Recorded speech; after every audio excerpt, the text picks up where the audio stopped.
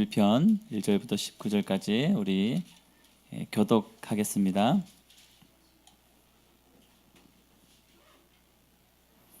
시편 51편 1절부터 19절입니다. 하나님이여 주의 인자를 따라 내게 은혜를 베푸시며 주의 많은 긍휼을 따라 내 죄악을 지워 주소서.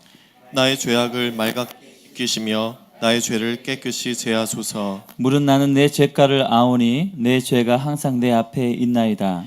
내가 주께만 범죄하여 주의 목전에 악을 행하였사오니 주께서 말씀하실 때에 의로우시다 하고 주께서 심판하실 때에 순전하시다 하리이다. 내가 죄악 중에서 출생하였으며 어머니가 죄 중에서 나를 잉태하였나이다. 보소서 주께서는 중심이 진실함을 원하시오니 내게 지혜를 은밀히 가르치시리이다. 우슬초로 나를 정결하게 하소서. 내가 정하리이다. 나의 죄를 씻어 주소서. 내가 눈보다 휘리이다. 내가 즐겁고 기쁜 소리를 들려주시사 주께서 꺾으신 뼈들도 즐거워하게 하소서. 주의 얼굴을 내 죄에서 돌이키시고 내 모든 죄악을 지워 주소서. 하나님이여 내 속에 정한 마음을 창조하시고 내 안에 정직한 영을 새롭게 하소서. 나를 주 앞에서 쫓아내지 마시며 주의 성령을 내게서 거두지 마소서. 주의 구원의 즐거움을 내게 회복시켜 주시고 자원하는 심령을 주사 나를 붙드소서. 그리하면 내가 범죄자에게 주의 도를 가르치리니 죄인들이 주께 돌아오리이다. 하나님이여 나의 구원의 하나님이여 피 흘린 죄에서 나를 건지소서. 내 혀가 주의 의를 높이 노래하리이다. 주여 내 입술을 열어주소서. 내 입이 주를 찬송하여 전파하리이다. 주께서는 제사를 기뻐하지 아니하시나니 그렇지 아니하면 내가 드렸을 것이라. 주는 번제를 기뻐하지 아니하시나이다. 하나님께서 구하시는 제사는 상한 심령이라. 하나님이여 상하고 통회하는 마음을 주께서 멸시하지 아니하시리다. 주의 은택으로 시온의 선을 행하시고 예루살렘 성을 쌓으소서. 함께 읽겠습니다. 그때 주께서 의로운 제사와 번제와 온전한 번제를 기뻐하시리니 그때 그들이 수소를 주의 제단에 드리리이다. 아멘. 주님 감사합니다. 말씀의 은혜를 더하여 주시고 성령으로 지혜의 말씀을 성령으로 지식의 말씀을 부어 주시옵소서. 이 시간 성령님만 충만하게 임하소서. 예수님의 이름으로 기도합니다. 아멘. 할렐루야. 네, 드디어 무더운 여름이 끝나고 이제 가을이 온 것 같습니다. 이제 말씀 보기가 되게 좋은 것 같아요. 아멘. 네, 밤낮으로 아침에 묵상하기가 너무 좋은 것 같습니다. 할렐루야. 그러시죠? 아멘. 네. 말씀이 더 깊어지고 넓어지는 은혜가 있기를 축복합니다. 네. 시편 51편 말씀은 여러분들 많이들 보셨을 겁니다. 그 위에 이렇게 적혀 있죠. 다윗이 인도자를 따라 부른 노래, 다윗이 밧세바와 동침한 후 선지자 나단이 그에게 왔을 때라는 제목이 있습니다. 우리는 다윗을 아주 멋진 사람으로 기억합니다. 그래서 다윗이라는 이름을 가진 아들들이 많이 있어요. 그래서 저도 아들을 한 번 더 나오면 다윗이 될지 몰랐을 텐데, 네, 다윗은 참 많은 일을 했습니다. 무엇보다도 성경은 하나님의 마음에 합한 자, 예전에 개역 한글판은 하나님의 마음에 합한 자, 개역 개정은 하나님의 마음에 맞는 사람이라고 얘기합니다. 그만큼 하나님의 마음을 맞는 사람, 합한 사람이라는 것은 하나님의 마음을 잘 아는 사람이라고 할 수 있습니다. 그렇다면 어떤 흠도 없고 어떤 모도 안 나고 정말 깨끗하고 정결하고 훌륭해야 되지만 성경에서는 다윗의 그 치부를 적나라하게 드러나는 부분들이 있습니다. 사무엘하 8장 6절에 보면 성경은 다윗에게 이런 은혜를 주셨습니다. 하나님께서 다윗이 어디로 가든지 여호와께서 이기게 하시니라. 다윗이 전쟁에서 이기고 훌륭한 왕이 된 것은 하나님의 은혜였습니다. 전무후무한 그런 큰 부를 가진 사람도 다윗이었습니다. 어제 성막 체험을 한번 다녀왔는데 가족끼리 그곳에서 이제 그분이 설명하실 때 다윗이 유산으로 남겨둔 돈이 얼마나 됐을까? 얼마 정도 됐을까요? 그분은 말씀하시기에 720조. 지금 시세로 계산을 어떻게 하셨는지 모르겠지만, 네, 뭐 금, 은 지금 시세로 하면 720조 되는 그런 어마어마한 돈을 솔로몬에게 남겨줄 만큼 하나님의 큰 은혜를 받은 사람이었습니다. 그렇다면 그의 삶이 하나도 흠이 없어야 되지만 오늘 성경에서는 그의 흠을 이렇게 얘기하고 있습니다. 시편 51편 말씀인데요. 사무엘하 11장에 다윗이 실수한 잘못된 것을 적나라하게 얘기하고 있는데요. 우리 사무엘하 11장을 한번 읽어볼까요? 우리 미성년자는 없죠? 네. 사무엘하 11장. 네, 있군요. 네. 네, 자기도 좀 끼워달라고. 네, 11장 2절을 한번 읽어보겠습니다. 시작. 저녁 때 다윗이 그의 침상에서 일어나 왕궁 옥상에서 거닐다가 그곳에서 보니 한 여인이 목욕을 하는데 심히 아름다워 보이는지라. 네, 이제 다윗이 왕이 되었습니다. 유다와 이스라엘을 통틀어 왕이 되어서 이제는 전쟁에 나가려고 했더니 신하들이 왕은 안 나가셔도 됩니다. 이렇게 군사도 많고 하니 왕은 왕궁에 계시고 저희가 전쟁하러 가겠습니다. 이제 좋은 세상 됐죠. 그래서 다윗 왕은 왕궁에 있고 신하들이 전쟁을 하러 갔습니다. 한가했나 봐요. 낮잠을 자고 저녁에 일어나서 왕궁을 거닐 때 우연하게 한 여인을 보게 됩니다. 한 여인이 목욕을 하는데 심히 아름다워 보이는지라. 한번 제가 생각을 해봤어요. 얼마나 가까운가요? 제가 눈이 별로 좋지 않아서 저 뒤에 있는 분도 잘 얼굴이 안 보이는데 다윗왕은 눈이 되게 좋았나 봐요. 그래서 왕궁 옥상에서 아니 뭐 옆집에 있었나? 예. 제가 저녁 때라 해가지고 저녁 때 한번 비춰봤어요. 그랬더니 진짜 얼굴 보기가 쉽지 않더라고요. 도대체 어떻게 다윗은 이 밧세바가 목욕하는 모습을 보고 아리따워 보였을까 하는 의문을 짓게 됐습니다. 그래서 저도 시험을 해봤는데 도대체 얼굴이 보이지 않습니다. 엄밀히 따져보면 직접 봤다기보다도 마음 가운데 어떤 욕심, 욕망, 욕정이 일어났던 것 같아요. 그 가운데 우연히 밧세바를 보았고 혹하는 마음에 3절에 이렇게 얘기합니다. 다윗이 사람을 보내 그 여인을 알아보게 하였더니. 비슷한 인물이 성경 구약에 한 명 나옵니다. 요셉이죠. 요셉은 그 보디발의 아내가 유혹하려고 와서 이렇게 손을 잡았는지 몸을 잡았는지 옷을 잡았는지 잡자 안 돼요가 아니라 그냥 옷을 벗고 도망가 버렸습니다. 그런데 반대로 다윗은 오늘 이상한 것을 보았고 마음에 웬 욕심이 생겼고 알아보게 했습니다. 그리고 그가 아뢰되 그는 엘리암의 딸이요 햇사람 우리아의 아내 밧세바가 아니니까 하고 전령이 와서 얘기를 하죠. 그리고 멈추지 않고 그녀를 데리고 와서 동침하고 집으로 돌려보냅니다. 여기까지는 완전 범죄였어요. 아무도 모릅니다. 몰라요. 왕궁의 몇몇 정도만 알았을 것입니다. 그런데 하나님은 참 대단하신 분입니다. 임신을 하게 돼요. 그리고 임신했다고 왕에게 보고합니다. 갑자기 하룻밤에 그냥 넘어갈 일이 이제는 돌이킬 수 없는 일이 됩니다. 그 아내가 자기의 충신이었거든요. 우리아라는 장수의 아내였던 것입니다. 근데 임신까지 하게 됩니다. 그래서 이것을 어떻게 할까 밤새 고민했을 거예요. 그래서 꾀를 낸 것이 그 남편을 데리고 와서 잠을 자게 하면 뭐 이렇게 달수가 좀 다르긴 하지만 그 임신 사실을 숨기려고 했나 봐요. 그래서 그 우리아를 데리고 와서 술을 먹이고 집에 보냅니다. 그런데 그 우리아가 집에 가지 않습니다. 이렇게 얘기하죠.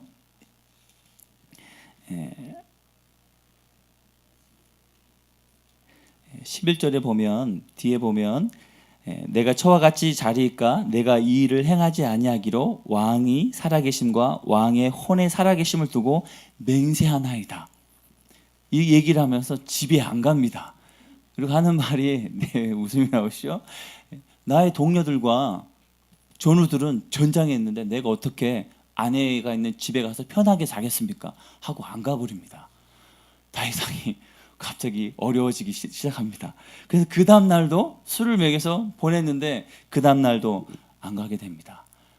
이거 진퇴양난 어떻게 할까요? 그래서 어쩔 수 없이 다시 전장으로 보내는데 편지를 하나 써서 보냅니다. 이 우리아를 최전방에 보내서 화살에 맞고 죽게 하라. 그리고 얼마 후에 그 우리아가 화살에 맞아 죽었다는 전령이 오게 되죠. 이 성경 구절이 생각납니다. 욕심이 잉태한즉 죄를 낳고 죄가 장성한즉 사망을 낳으니라.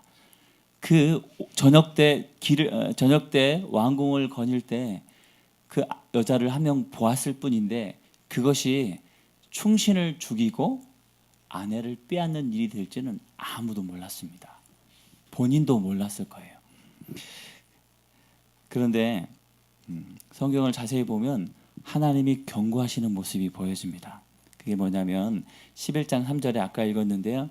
누구인지 알아보게 하니 햇사람 우리아의 아내 밧세바가 아니니까 하니? 라고 의문형으로 신하가 대답합니다. 왕이요, 처녀가 아니라 햇사람 우리아의 아내예요 라고 얘기를 하는 거죠. 그러면 우리아의 아내구나, 알았다 하고 끝나야 되는데 그냥 그 아내를 데리고 옵니다. 밧세바의 아내가 아니니까 라고 신하가 얘기한 것, 신하가 뭐 다르게 표현할 수도 있을 거예요. 그런데 하나님께서 이 신하의 입을 통해서 밧세바의 우리아의 아내 밧세바다라고 확실하게 꼭 집어서 얘기해 줍니다. 그러면 정상적으로 유부녀구나, 알았다 하고 끝나야 되는데 그 경고를 듣지 않습니다. 왜 그랬는지는 모르겠어요. 아마 어느 틈인가부터 마음에 하나님을 경외하는 마음보다 욕심이 앞섰는지 모르겠습니다. 성경은 정확히 그걸 꼬집어지지 않는데요. 성경의 대부분은 그 사건을 통해 그 사람의 앞을 이렇게 확인하게 하죠. 그리고 사무엘하 11장 11절에 그 우리아가 왔을 때 왕에게 이렇게 얘기하죠. 왕의 살아계심과 왕의 혼의 살아계심을 두고 맹세하나이다. 왕의 살아계심과 왕의 혼을 두고 맹세한다고 얘기합니다. 이 얘기를 들었을 때 어떤 마음이었을까요? 그냥 집에 가서 자지. 그런데 이것이 하나님의 경고 사인인 것 같아요. 내 영혼이 죽고 있다, 아니면 내 영혼이 죽었다라고 반어법으로 얘기하시는 것 같아요. 하나님은 경고를 분명히 하십니다. 우리가 어떤 실수를 하거나 잘못을 할 때 말씀으로나, 아니 말씀 잘 묵상 안 하잖아요. 그러면 옆에 믿음의 사람이나 목회자나 또 선지자 같이, 아니면 지나가다가 툭 하고 말을 건네서 깨닫게 해주십니다. 저도 교회를 다시 나오게 된 이유가 저희 직장 가운데 여러 번 설교를 했는데, 직장 가운데 방황하다가 교회를 어떻게 하면 교회를 나갈까라는 생각도 못했을 때 웬 저희 그때 차 주인님이었을 거예요. 이름은 생각 안 나는데 쉬는 시간에 커피 한 잔 마시면서 저에게 하는 말이, 민규 씨, 하나님은 민규 씨 사랑해. 교회 다시 나가봐. 제가 한 번도 그분에게 교회 다닌다는 얘기를 안 했거든요. 근데 그분이 그 얘기를 하셔서 하나님이 나를 부르시나 보다 라고 용기를 내서 다시 교회를 나갔습니다. 하나님은 사람과 환경과 사건을 통해 우리에게 분명히 말씀하십니다.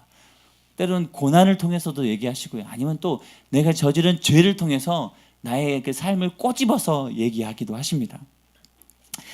이 얘기를 들어보면 사대교회 계시록 3장 1절에 이렇게 얘기하죠. 내가 내 행위를 하노니 내가 살았다 하는 이름을 가졌으나 죽은 자로다. 네. 다윗이 이 사건 이후에 1년이 아니죠, 10개월 후에 아이를 낳습니다. 그리고 나단 선지자가 나타나서 왕에게 한 이 얘기를 들려주죠. 왕이시여, 한 가난한 사람이 암양 새끼가 한 마리 있습니다. 그 새끼를 집에서 같이 재우면서 애지중지 귀하게 키우고 있는데, 한 부자가 나타나서 손님이 와서 소와 양을 잡아줘야 되는데 자기 것이 아까워서 그 가난한 자의 암양을 빼앗아 대접해 버립니다. 하자 다윗이 이렇게 반응하죠.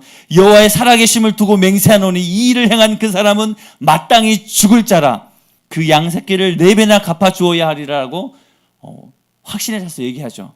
그러자 나단 선지자가 당신이 그 사람이라 라고 꼬집어 얘기하죠.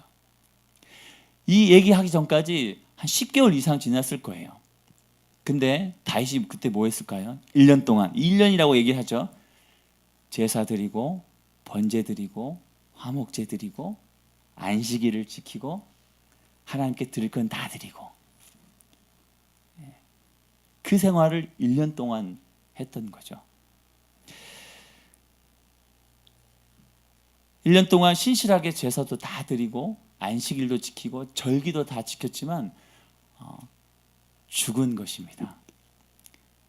이거 얘기를 보면서 우리가 예배를 드리고 있지만 죽은 영혼이 있습니다.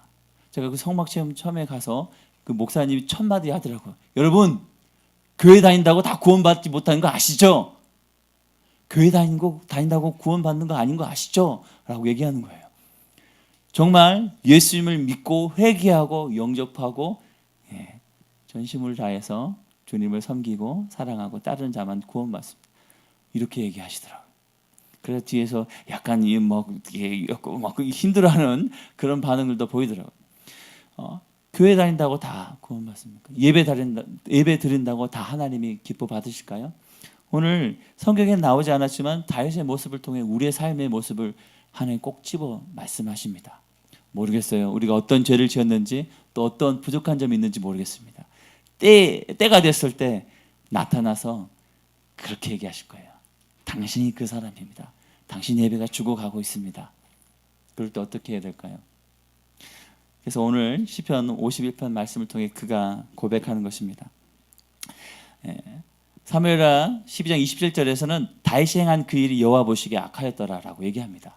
그 일이 악하였다고 얘기를 해요. 그래서 제가 어떻게 악했지라고 10계명을 봤더니 6계명이 뭔지 아십니까? 살인하지 말지니라, 간음하지 말지니라, 도적질하지 말지니라, 내 이웃의 것을 탐내지 말지니라. 10계명을 다 어겼더라고요. 뒤에 거를. 그죠? 왕이니까 되지. 이때만 해도 다윗이 아내가 몇 명이었을까요? 여러 명이 있었습니다. 근데도 아까 처음에 시작할 때 말씀드렸죠. 여호와께서 가는 곳마다 승리케 하시고 또 이 전에 어떤 이야기가 있냐면 다윗이 감동을 받아서 하나님이 이 성막에서 있는 게 너무 마음이 아프니 내가 성전을 짓겠습니다라고 고백했어요. 그만큼 하나님께 열심이었던 사람입니다. 그런데도 그도 이렇게 한순간에 어떤 때 조그만 틈을 인하여서 하나님이 보시기에 악한 일을 했다고 합니다. 그러자 나단이 나타나서 너의 집에 칼이 끊이지 않고 피가 끊이지 않고 이렇게 막 저주를 쏘아붙이죠. 그러자 다윗이 어떻게 반응했을까요? 성경에는 이렇게 죄를 꼬집어 얘기했을 때 반응한 사람이 여러 사람 나옵니다. 가인은 이렇게 반응했습니다. 창세기 4장에 보면 아우 아벨을 죽인 다음에 내 아우 아벨이 어디 있느냐라고 묻자 그가 이르되 내가 알지 못하나이다. 내가 내 아우를 지키는 자니까 라고 살인 후에 하나님 앞에 이렇게 대드는 사람이 있습니다. 또 사울은 이렇게 반응했죠. 우리가 많이 들었던 말이죠. 여호와께서 번제와 다른 제사를 그의 목소리 청종하는 것을 좋아하신 같이 좋아하시겠나이까. 순종이 제사보다 낫고 듣는 것이 순양의 기름보다 나으니. 이 얘기 너무도 많이 들었죠. 그러면서 그가 변명합니다. 내가 여호와의 명령과 당신의 말씀을 어긴 것은 내가 백성을 두려워하여 그들의 말을 청종하였습니다. 핑계대죠. 어떤 사람은 하나님께 거부하고 어떤 사람은 또 핑계합니다. 근데 다윗은 내가 범죄하였나이다 라고 아무 얘기하지 않습니다. 그냥 자기 자신을 인정하는 거죠. 저는 다윗의 뛰어난 점을 이거라고 얘기하고 싶어요. 그냥 자신을 인정하는 것. 왕일지라도. 그때 당시 왕이 다른 사람의 아내를 빼앗는 게 흠일까요? 그 정도는 그냥 눈 감고 넘어갈 수 있습니다. 하지만 다윗은 하나님께서 나단을 통해 내가 당신이 그 사람입니다라고 꼬집고 죄를 얘기하자 내가 그 사람입니다라고 고백합니다. 그것이 1절에 내 죄악을 우리 시편으로 넘어가 볼까요? 다시 시편 51편에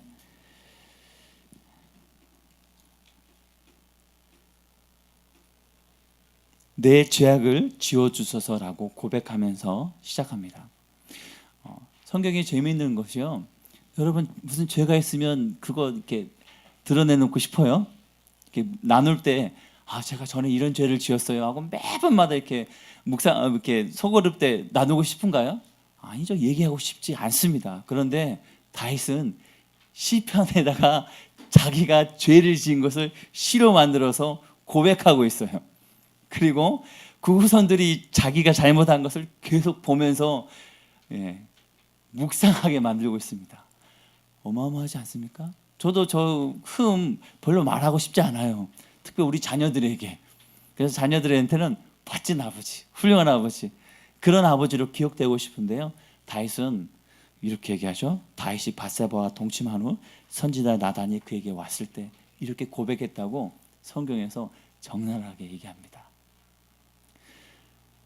우리의 죄를 인정하는 것이 중요합니다. 죄를 끊으려면요, 인정해야 됩니다. 담배를 끊으려면요, 내가 중독에 걸렸다고 담배를 못 끊는다고 인정해야 됩니다. 알코올 중독도 뭔가요? 내가 알코올 중독이라고 술을 끊을 수 없다고 고백하는 거예요. 죄도 마찬가지입니다. 우리 안에 은밀한 모든 죄들 고백할 때 그것을 힘을 잃어버립니다. 때로는 고백할 때 또 지혜롭게 나눌 필요는 있어요. 하지만 고백할 때 그것의 힘을 잃어버립니다. 그는 다른 성경의 어떤 인물들보다 자기 잘못을 인정하고 숨기를 하지 않았습니다. 물론 창피하기도 하고 부끄럽기도 하겠지만 그것을 드러냈어요. 왜 그럴까요? 다시는 하나님 앞에서 내가 범죄하지 않겠습니다라고 고백하고 결단하는 것입니다. 다윗은 굳은 그 마음을 시편 51편을 통해서 고백하는 것입니다. 고백처럼 되지는 않은 경우가 많이 있습니다.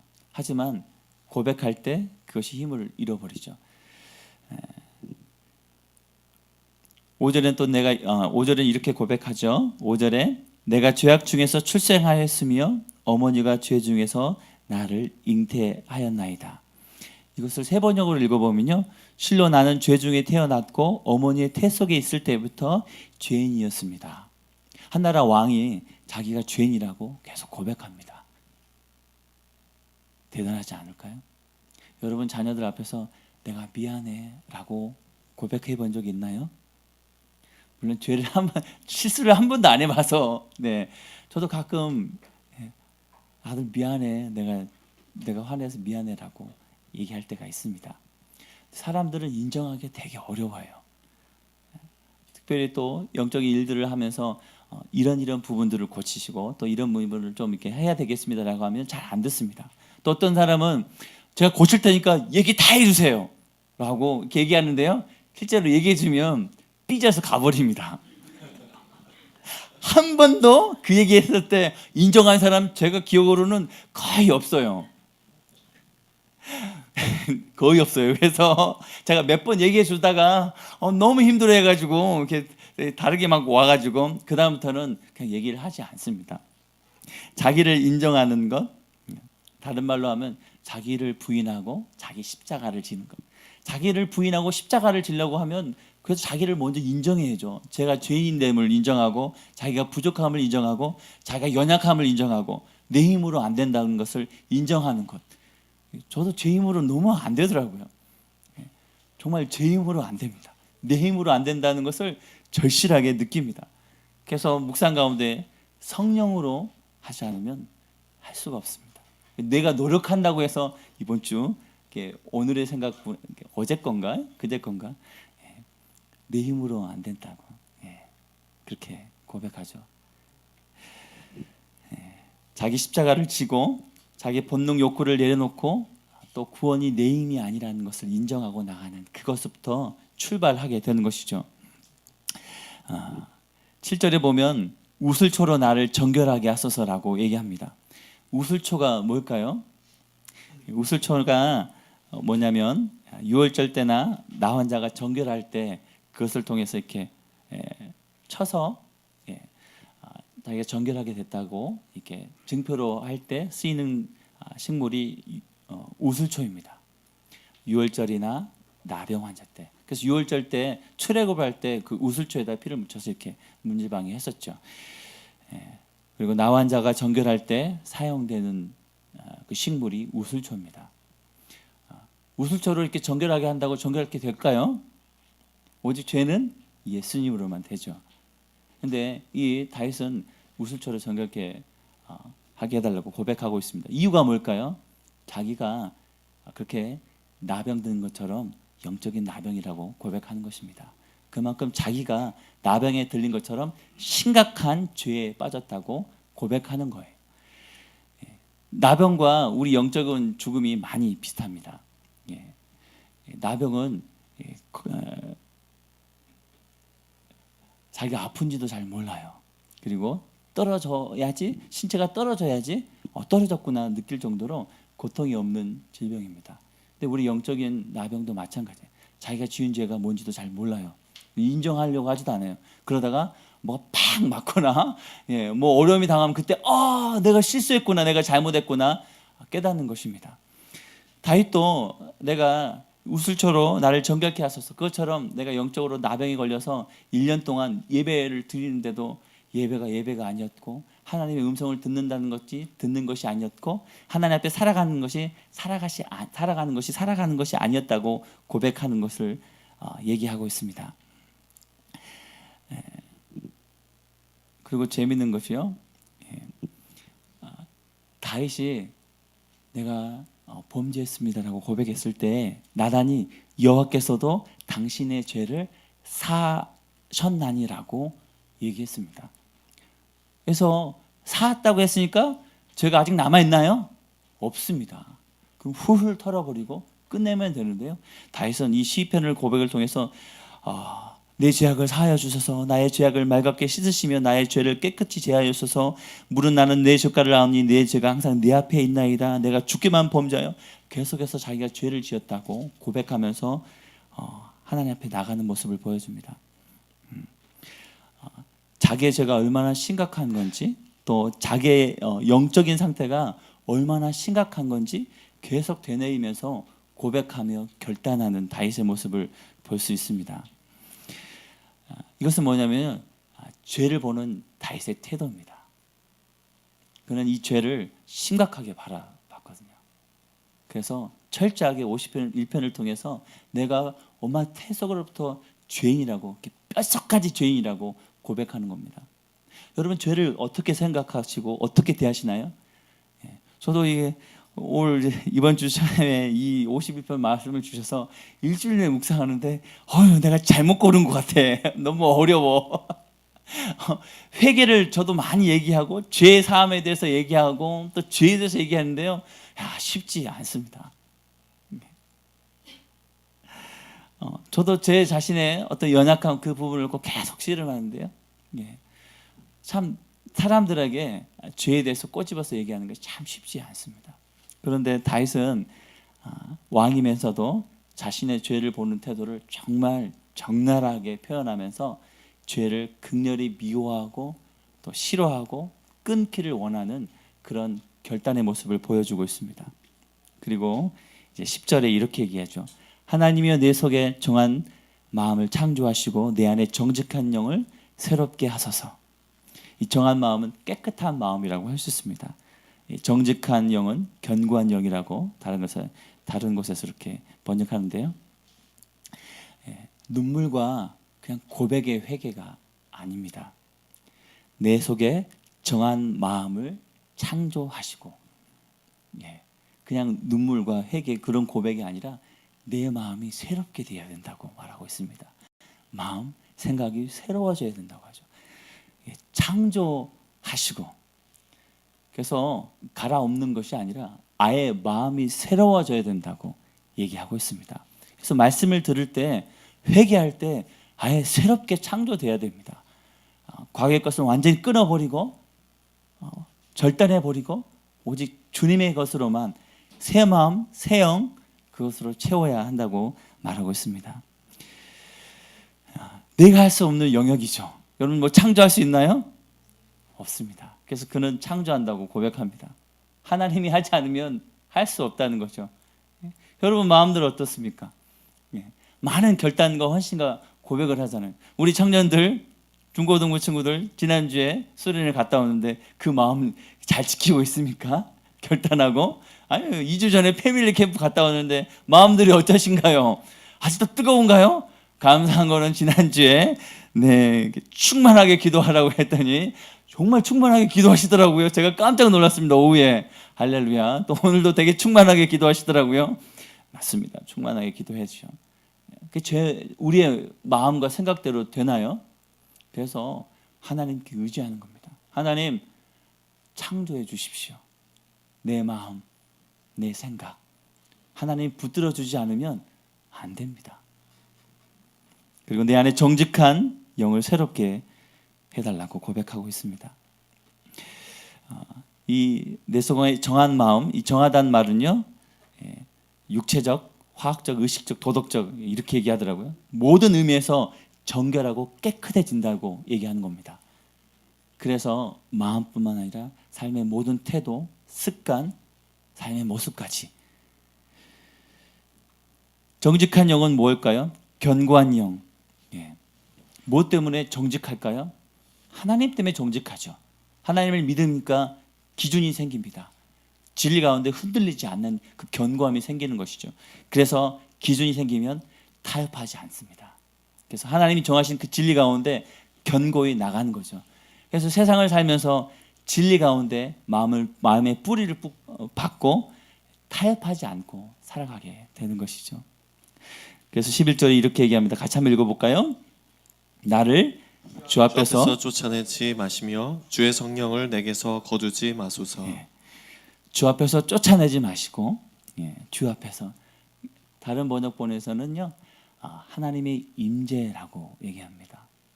단순히 쫓아내는 것이 아니라 하나님의 임재에서 내가 떠나가지 않도록 그렇게 기도하고 있는 것이죠. 그리고 주의 성령을 내게서 거두지 마소서. 사람은요 모르는 것은 말할 수 없습니다. 우리 아이들도 욕도요 창조적으로 욕 안 해요. 우리 요엘이가 하는 거 분명히 누구한테 배웠어요. 뭐 이상한 거 한번 보면 다니엘이나 사무엘이나 아니면 바깥에 아니면 여러분들 중에 누군가가 뭔가를 가르쳐 줬습니다. 선한 것도 악한 것도요 배우지 않으면 잘 몰라요. 그는 임재를 원했고 주의 성령을 내게서 거두지 마소서. 그러면 그 안에 성령으로 충만했던 적이 있었다고 얘기하는 겁니다. 이 성령을 거두지 마소서 이 말씀을 보는데요. 제 어떤 경험이 생각나더라고요. 제가 한참 충만할 때가 있었습니다. 정말 충만할 때가 있었습니다. 충만한 시간을 보내고 와서 마음이 뜨거웠거든요. 그래서 막 이렇게 예수님만 얘기해도 막 눈물이 나오고 막 이렇게 충만할 때가 있었는데요. 한 번은 우리 목사님과 대화를 할 때가 있었습니다. 그래서 대화를 했는데 어떤 얘기를 하셨어요. 누구라고 얘기 안 할 텐데요. 대화를 했는데 무슨 이렇게 얘기를 했는데 내 마음 가운데 그것까지는 아닌 것 같은데 그렇게까지 해야 되나? 라는 생각이 탁 스쳐 지나갔어요. 근데 그러고 나서 내 안에 뭔가가 머리끝에서 발끝까지 쑥 나가는 것을 경험했습니다. 이게 뭐지? 근데 그때 대화 전에 오후 기도 시간이었거든요. 그래서 충만하게 막 기도를 한 다음에 그분과 대화했는데 갑자기 뭔가 푹 나가는 것을 경험하고 이게 뭘까 하고 딱 앉았는데요. 그 전까지 울고 불고 막 눈물 콧물 흘리면서 기도했는데요. 기도가 전혀 안 되는 거예요. 내 안에 충만함이 이런 거였구나라는 걸 그때 느꼈습니다. 뭐 아시는 분은 아실 테지만 그리고 나서 제가 깨달았죠. 거역이라는 것이 얼마나 하나님께서 기뻐하지 않는 거라는 것을 그때 뼈저리게 느꼈습니다. 그리고 그 마음 회복하는데 한참 걸렸어요. 며칠은 걸리지 않았는데요. 바로 와서 하나님 회개합니다. 제 안에 거역의 마음이 불순종의 마음이 막 했더니 다시 이렇게 뭐가 탁 임하더라고요. 예전에는 잘 몰랐어요. 왜냐하면 제가 충만해 보지 못했기 때문에. 근데 그때가 되게 충만했던 것 같아요. 근데 그 시간을 통해서 하나님께서 채워주시는 성령의 충만함이라는 게, 또 하나님의 임재라는 게 그때 제가 느꼈거든요. 그리고 그 이후로는 대화할 때 아무 생각 안 합니다. 그냥 네만 합니다. 네, 네. 여러분, 지금은 충만하지 않으니까 잘 모르시겠죠. 근데 여러분도 충만할 때가 있습니다. 그리고 하나님이 기뻐하지 않는 일들을 한번 해보세요. 그러면 영적으로 바로 느끼게 될 겁니다. 예. 다윗은 자신의 연약함을 잘 알기에 성령의 충만함을 구합니다. 제가 원래 눈물이 되게 많은 사람이었어요. 그래서 훈련을 받을 때도 또 사역을 하면서 눈물을 많이 흘렸습니다. 처음에는 그 눈물이 연민의 눈물이었습니다. 근데 시간이 지나면서 그 연민들이 하나하나 이렇게 떠나가더라고요. 치유되고 회복되고 자존감이 높아지고, 그러면서 그 눈물이 지금은 하나님을 향한 목마름이 참 많습니다. 그래서 제가 울면 힘드신 일이 있나 보다, 그거 오해하지 마세요. 네, 이제 그런 걸로, 그런 아픔은 있지만 그것을 놓고 많이 기도하지 않습니다. 때로는 힘들 때는 기도하는데요, 지금 제 마음의 가장 큰 제목은 어떻게 하면 하나님 더 사랑할 수 있을까요? 그리고 제 안에 연약감 때문에 자꾸 넘어지거나 아니면 원치 않는 일들을 하거나 또 말을 하거나 다른 행동들을 할 때 그게 마음에 이렇게 새겨져요. 그래서 그것을 생각하면서 하나님, 거룩하게 살고 싶어요. 그리고 정직하게 살고 싶어요.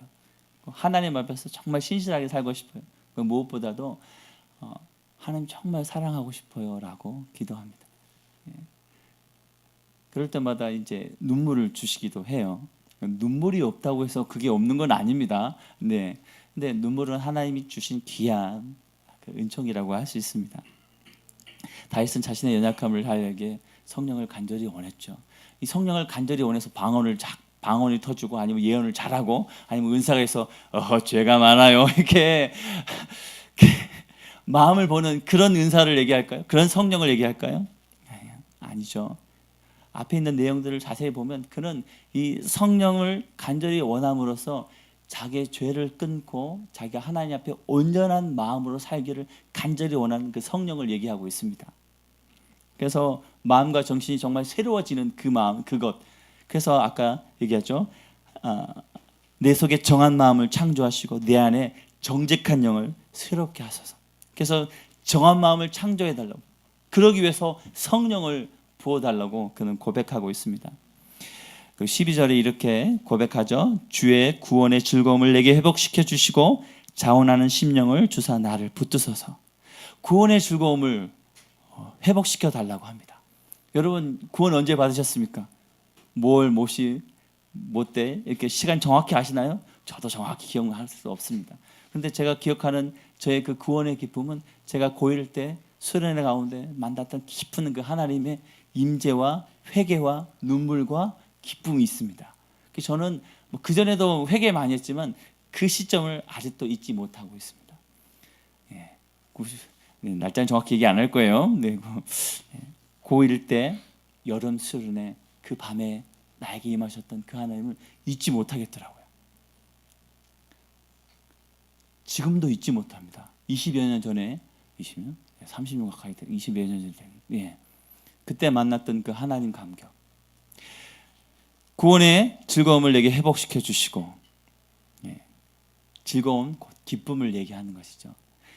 누가복음 24장 52절에 보면 예수님이 승천하신 모습이 나옵니다. 그리고 승천하시며 제자들을 축복하자 제자들이 그들이 큰 기쁨으로 예루살렘에 들어가라고 얘기하고 있습니다. 그리고 53절에 늘 성전에서 하나님을 찬송하니라. 무슨 말일까요? 그 성전이 어떤 성전인가요? 예수님을 심판했던 그 성전입니다. 아직도 핍박하는 그 눈초리가 가득한 그 성전에서 그들은 하나님을 찬양하고 있습니다. 늘 성전에서 하나님을 찬송하니라. 그 사람들이 어떤 사람인지 알죠? 예수님의 제자들이라고. 근데 그들이 그 큰 기쁨으로 예루살렘에 돌아가 그 성전에서 찬송하며 예배드리고 있습니다. 어떻게 이 큰 기쁨을 회복했을까요? 그 누가복음 24장 32절에 보면요, 이렇게 얘기하는 부분이 있습니다. 길에서 우리에게 말씀하시고 우리에게 성경을 풀어주실 때 우리 속에서 마음이 뜨겁지 아니하더니, 길에서 예수님을 제자들이 만났어요. 그런데 예수님인 줄 몰랐는데 말씀을 들어보니까 마음에 막 뜨거운 것이 일어납니다. 그리고 45절은 그들의 마음을 열어 성경을 깨닫게 하시고, 예수님이 십자가에 죽기 전에 많은 말씀들을 하셨습니다. 근데 제자들은 잘 안 믿었어요. 그리고 결국은 십자가에 죽으시면서 다 도망갔죠. 그리고 예수님이 다시 그들을 불러서 이제는 그 말씀을 다시 확인시켜주면서 풀어주니까 이젠 마음에 뜨거움이 올라오고 성경을 깨닫게 됩니다. 말씀이 들어가고 말씀이 회복되니까 뭐가 올라올까요? 뭐가 회복될까요? 기쁨이 회복되고, 그래서 핍박 가운데도 성전에 모여서 하나님을 찬양하고 찬송할 수 있는 담대함이 생기는 것이죠. 말씀이 회복되는 것입니다. 그래서 말씀, 기도 없이 먼저 말씀 회복돼야죠. 기도도 회복돼야죠. 많은 분들이 기도를 열심히 하시는 분들이 참 많으세요. 중보자들 많으시고, 우리 교회에 이렇게 화요 집회나 또 이렇게 상담하시는 분들 보면 기도 참 많이 하세요. 최근에는 화요 집회 때 중보자들이 많이 오세요. 그래서 제가 앞만 보고 찬양하잖아요. 그래서 기도합시다 하고 기도하면 기도 소리가 달라요. 예전에는 기도 소리가 잘 안 들렸는데, 그래서 기도하나 안 하나 이렇게 쳐다보는데 기도하냐는 소리 할 필요 없이 막 뜨겁게 기도하시는 그런 중보자들이 많이 오십니다. 근데 그분들하고 얘기를 해보거나 또 중보자들하고 얘기를 많이 해보면 말씀이 별로 없으세요. 그 말씀이 없으면 분별을 못하게 됩니다. 그러면 기준이 없다 보니까 다르게 해석하고, 또 뭔가를 받으면 또 다르게 얘기하고 다른 것을 또 잡게 되는 악순환이 일어나게 되죠. 그래서 말씀으로 기쁨을 회복할 때 예배가 회복되고 강건해지게 됩니다. 그리고 17절에 이렇게 얘기하죠. 하나님께서 구하시는 재산, 같이 읽어볼게요. 다시 시작.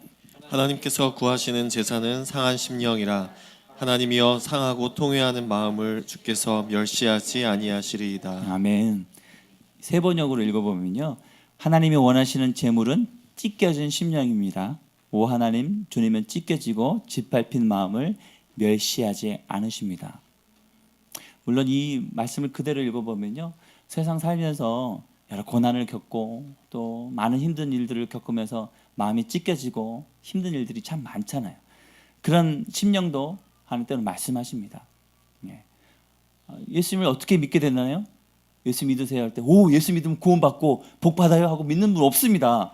대부분 자녀가 문제가 있어서, 남편이, 아내가, 직장이 하면서 좀 기도 좀 해달라고 하면서 응답받고 하나님 살아계시나 보네 라고 믿는 분들이 참 많으시죠. 확대 번역에서는 이렇게 번역하고 있습니다. 깨어지고 깊이 뉘우치는 마음, 그리고 죄로 인한 슬픔, 철저한 회개가 상한 심령, 상하고 통회하는 마음이라고 얘기하고 있습니다. 성경에 많은 사람들이 질병을 치유받습니다. 치유받았습니다. 그리고 때가 되면 죽습니다. 모든 사람들이 다 때가 되면 하나님이 정한 그 시기 가운데 인생을 마무리하게 되죠. 그러면 우리에겐 뭐가 중요할까요? 이 땅의 생활이 중요할까요? 이 땅의 삶이 중요할까요? 다음 삶이 중요할까요? 다음 삶을 잘 보지 못하니까, 천국 한번 보고 오면 뼈저리게 이렇게 마음 깊이 새기면서 열심히 살아야 되겠다, 정말 주님 앞에 살아야 되겠다 고백할 수 있겠지만, 많은 분들이 다음 세상을 잘 못 봅니다. 볼 수 있는 눈이 없는 거죠. 다윗은 이렇게 얘기합니다. 죄로 인한 슬픔, 그리고 철저한 회개를 고백하고 있습니다. 많은 분들이 포장을 잘하고 교회를 오세요. 멋진 옷을 입고 좋은 말투와 좋은 말씨와 예의 있는 태도, 말씀. 안녕하세요 형제님, 자매님, 안녕하세요, 커피 하셨어요? 아침 식사하셨어요? 다 행복해 보이죠. 다 즐거워 보이죠. 근데 집에 가면서 아내랑 막 싸우고, 집에 가면서 이놈 죽일 놈 살릴 놈, 자녀들과 대화하는 그런 많은 모습들을 봅니다. 깨지지 않는 포장지로 계속 살아가고 계시는 거죠. 우리의 마음이 깨어지는 것, 먼저 겉에 있는 우리 포장지도 깨어져야 됩니다. 그래서 허물이 많다면 허물을 인정하면 됩니다. 부족하면 부족하다고 인정하면 됩니다. 그것을 인정하지 못하니까요. 계속 포장하게 되는 거죠.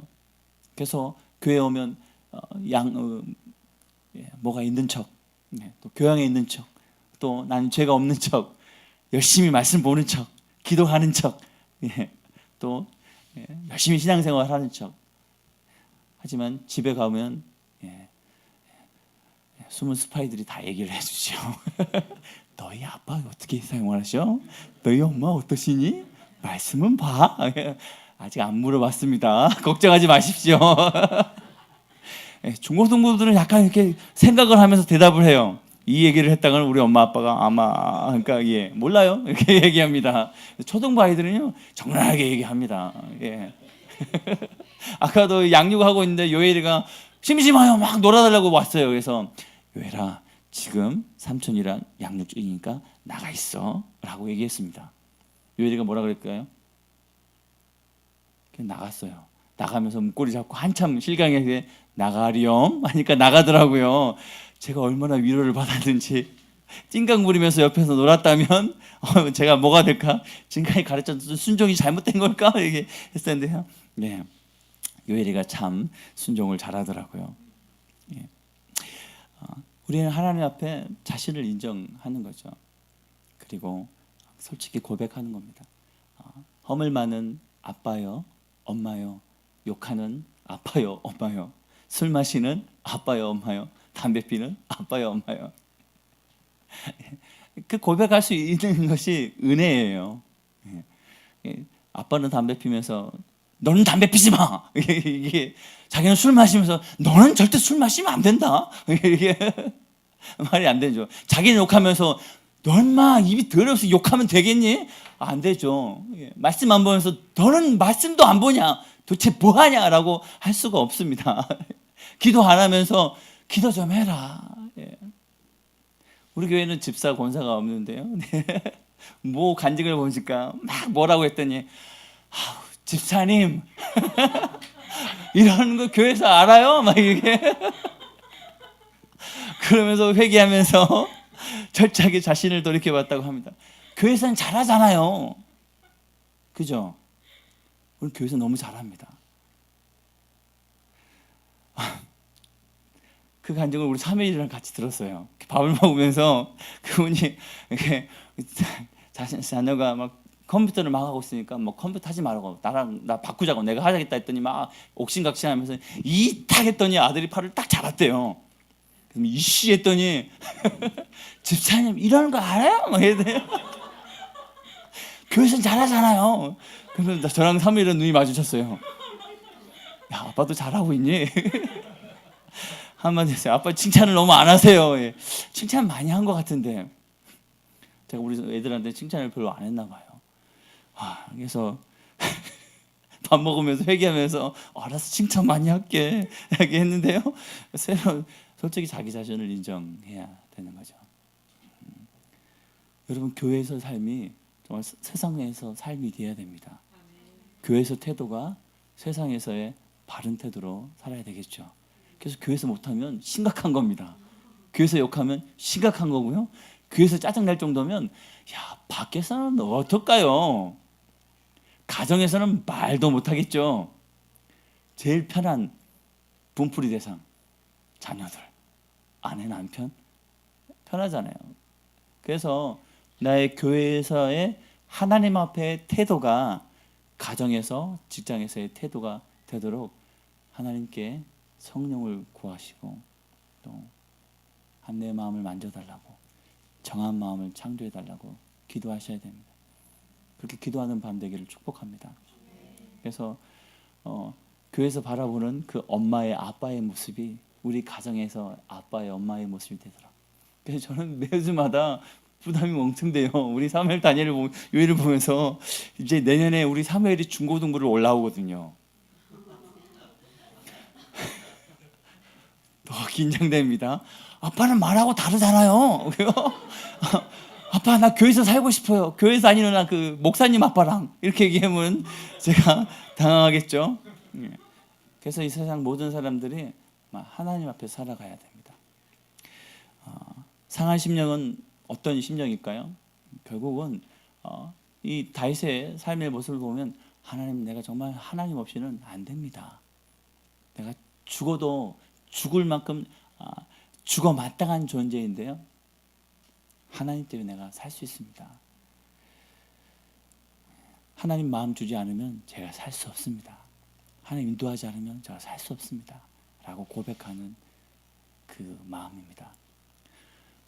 말씀을 보면 볼수록, 설교하면 설교할수록 더 두려워져요. 말씀대로 살라고 하잖아요. 예, 모 목사님이 교회 와서 사람들이 많은 은혜 받는데 말씀대로 하십시오 하면 교회를 다 떠난다고 합니다. 힘드니까요. 그런데 언제까지 덮어놓고 사시겠습니까? 나의 죄를, 나의 허물을, 나의 삶의 태도를 언제까지 덮어놓고 살겠습니까? 그럼 결국 그 죄가가 자기에게 돌아오고 자녀에게 돌아오는 것을 봅니다. 다윗은 자기 실수한 것을 그대로 자기 때 다 압살롬을 통해서 처절하게 돌려받게 되죠. 성경은 분명히 인과 응보라고 얘기합니다. 하나님의 말씀을 따를 때 축복이 따라옵니다. 하지만 하나님 보시기에 악한 것을 할 때, 아니 그 악한 것이 뭔지 모르겠다면요, 이 십계명을 보십시오.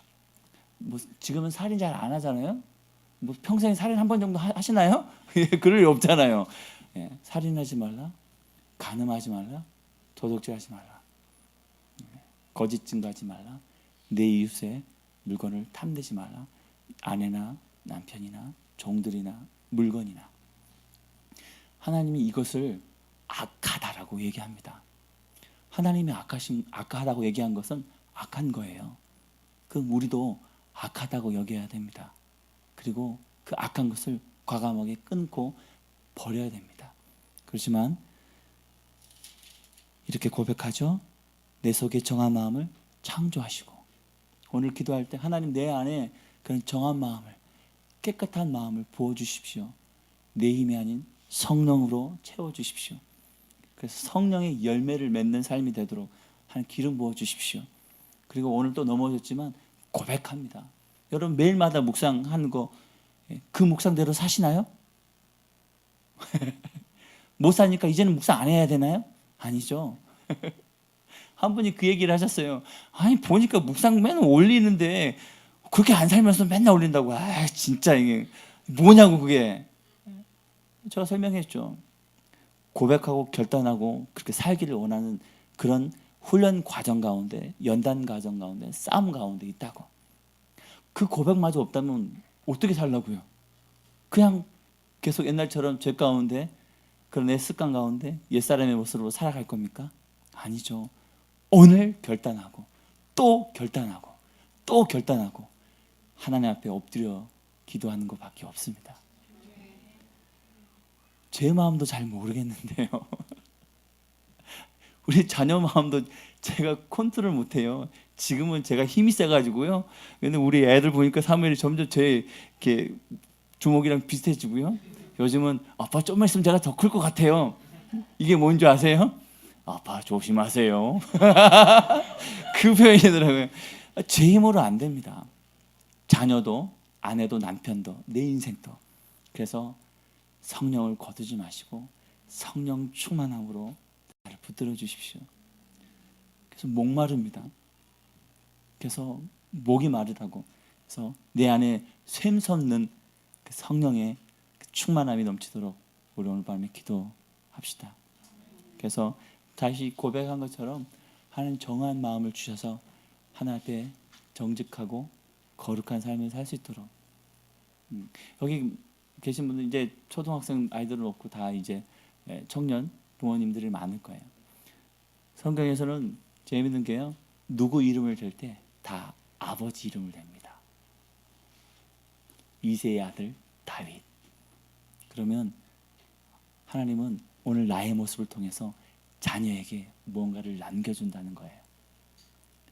악인도 의인도 누구의 아들이라고 성경은 다 고백합니다. 오늘 나의 삶이 우리 가정을 결정합니다. 축복인지 아니면 정말 험난한 삶을 살아가는 자녀의 모습이든지. 그래서 하나님 앞에 우리가 깨어서 기도해야 되는 거죠. 하나님 앞에 내가 믿음으로 살아가야 되고 거룩함으로 살아가야 되고. 우리 결혼하는 청년들은 잘 모르겠죠. 예. 네. 여러분 자녀들 보면서 마음이 찢어지지 않습니까? 저도 마음이 찢어지는데요. 여러분도 아마 더 찢어지실 거예요. 그래서 하나님 다윗 때문에 솔로몬이 있고 나를 통해서 우리 자녀가 살 수 있도록 믿음의 부모가 될 수 있도록 하나님 성령을 부어주십시오. 나의 삶의 모든 태도가 하나님 기뻐하시는 삶의 태도가 될 수 있도록 나를 붙들어 달라고. 그리고 오늘 밤에 거룩의 영, 정결한 영을, 회개의 영을 부어달라고 기도합시다. 그래서 하나님 다윗처럼 내가 그 사람이다 말씀하실 때 내가 죄인입니다 고백할 수 있는 그런 은혜가 저 여러분 가운데 함께 있기를 축복합니다. 우리 함께 주님의 이름 한번 부르면서 오늘 밤에 하나님 이곳에 성령을 부어주십시오. 정한 마음을 창조하여 주십시오. 함께 고백하며 기도하겠습니다. 주여